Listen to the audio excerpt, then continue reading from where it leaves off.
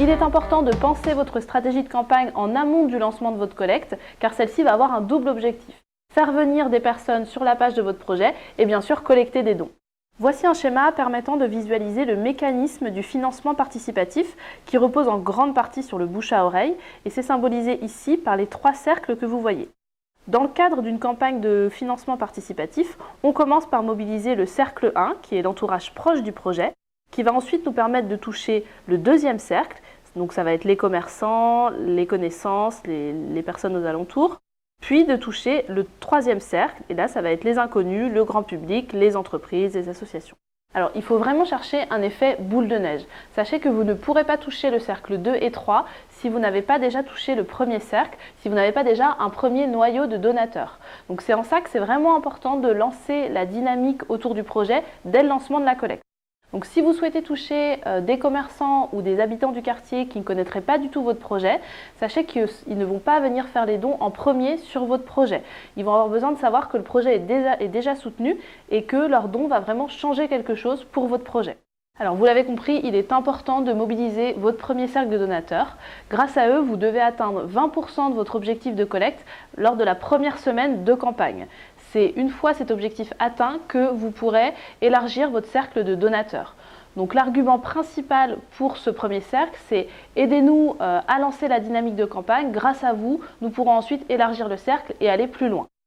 Pour mobiliser votre premier cercle de donateurs, nous vous proposons un certain nombre d'outils, comme un modèle de PowerPoint que vous pouvez diffuser lors de réunions d'information, un modèle de flyer, mais vous pouvez aussi parler de votre collecte lors de discussions informelles et surtout, vous devez mobiliser vos élèves autour de la collecte parce que c'est grâce à eux que vous allez pouvoir toucher ce premier cercle, donc les parents d'élèves et la famille un petit peu plus éloignée.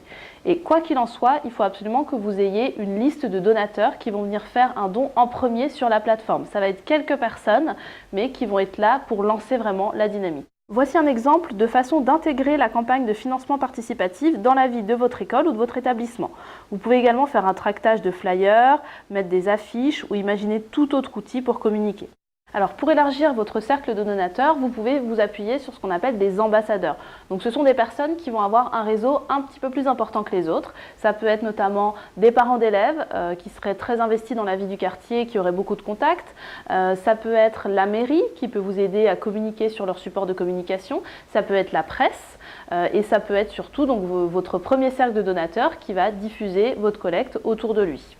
Et donc pour cela, on peut vous proposer encore une fois un certain nombre d'outils, un modèle de communiqué de presse, un modèle de courrier envoyé aux entreprises. Et donc tous ces outils-là, ils sont disponibles sur le centre de ressources, sur la plateforme. Revenons enfin sur une page projet et sur un autre moyen d'animer votre campagne. Donc vous avez la possibilité de publier des actualités qui seront très importantes pour tenir informés vos donateurs et en inciter d'autres. Elles peuvent être réalisées avec les élèves et peuvent être un point sur l'avancée de la campagne, des remerciements, le partage d'un article de journal. Vos donateurs seront notifiés par mail de ces actualités et les donateurs potentiels seront davantage sensibles s'ils voient que les membres du projet sont mobilisés en temps réel et qu'il y a une vraie dynamique autour de la campagne. Sur le centre de ressources, vous retrouverez aussi des exemples d'actualités à poster facilement durant la collecte. Tous les éléments que nous venons de voir sont essentiels et ils doivent être préparés en amont du lancement de la collecte afin qu'elle soit la plus efficace possible. Donc c'est vraiment important d'avoir tout ça en tête et de connaître tous les outils qui sont à votre disposition pour pouvoir réagir aux évolutions de votre collecte et pour pouvoir relancer la dynamique si nécessaire. N'oubliez pas que pour pouvoir lancer votre collecte, votre directeur d'école ou votre chef d'établissement doit autoriser la publication via son espace sur la plateforme. Et sachez que votre chargé de projet reste disponible pour vous aider dans toute votre démarche. Voilà, ce tutoriel est maintenant terminé. Il ne me reste plus qu'à vous souhaiter une bonne chance et une bonne réussite dans votre future collecte.